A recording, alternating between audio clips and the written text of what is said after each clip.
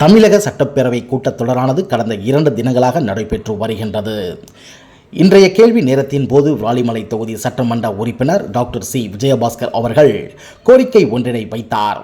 அந்த கோரிக்கையானது விராலிமலை சட்டமன்ற தொகுதி மண்டையூர் ஸ்ரீ பெரிய ஐயனார் திருக்கோவிலுக்கு ராஜகோபுரம் கட்ட வேண்டும் என்றும், இந்த திருக்கோவிலானது பாண்டிய மன்னரால் கட்டப்பட்ட கோவில் என்றும், மிகவும் பழமை வாய்ந்த இந்த கோவிலுக்கு ராஜகோபுரம் கட்ட அரசு முன்வர வேண்டும் என்றும் கேட்டுக்கொண்டார்.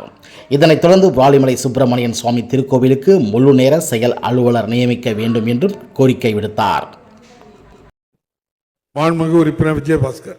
மாண்புமிகு பேரவைத் தலைவர்களே, புதுக்கோட்டை மாவட்டம் விராலிமலை சட்டமன்ற தொகுதி இந்த மண்டையூர் ஸ்ரீ பெரிய ஐயனார் ஆலயம் என்பது ஒரு புகழ்பெற்ற பழமை வாய்ந்த 500 ஆண்டுகளுக்கு முன்னால் பாண்டிய மன்னரால் கட்டப்பட்ட ஆலயமாகும். பொதுவாக அந்த மண்டையூரில் ஜல்லிக்கட்டும் சிறப்பாக நடைபெறும். ஒரு பக்கம் ஆன்மீக வாசல், அது இன்னொரு பக்கம் வாடி வாசல். புதுக்கோட்டை மாவட்டத்தை பொறுத்த வரைக்கும் வாடி வாசலும் ஆன்மீக வாசலும் இரண்டரை கலந்துருக்கும். அது பிரிக்க முடியாத ஒன்று.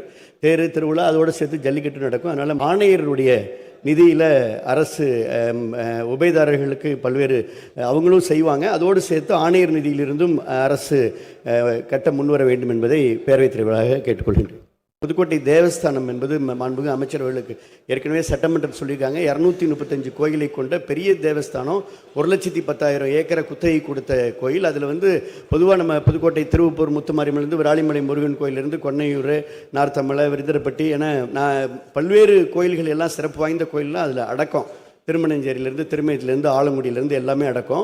இதில் என்ன முக்கியமான விஷயம்னா, இது இன்றைக்கு வரையும் ஈஓ நிர்வகித்து வருகிறார். இதை இவ்வளோ பெரிய வருமானம் வரக்கூடிய மாபெரும் புதுக்கோட்டை தேவஸ்தானம். இதற்கு நீங்கள் ஜேசி அளவிலான இணை ஆணையர், துணை ஆணையர் நிலை உயர்வு தருவதற்கு அரசு தேவையான நடவடிக்கை எடுக்க வேண்டும் என்பதையும், விராலிமலை சுப்பிரமணிய சுவாமி முருகன் கோயிலுக்கு ஒரு முழு நேர ஈஓவை நிர்வகிக்க அரசாணை வழங்க வேண்டும் என்பதை மாண்புமிகு அமைச்சர் முன்வரார் என்பதை அறிய விரும்புகின்றேன்.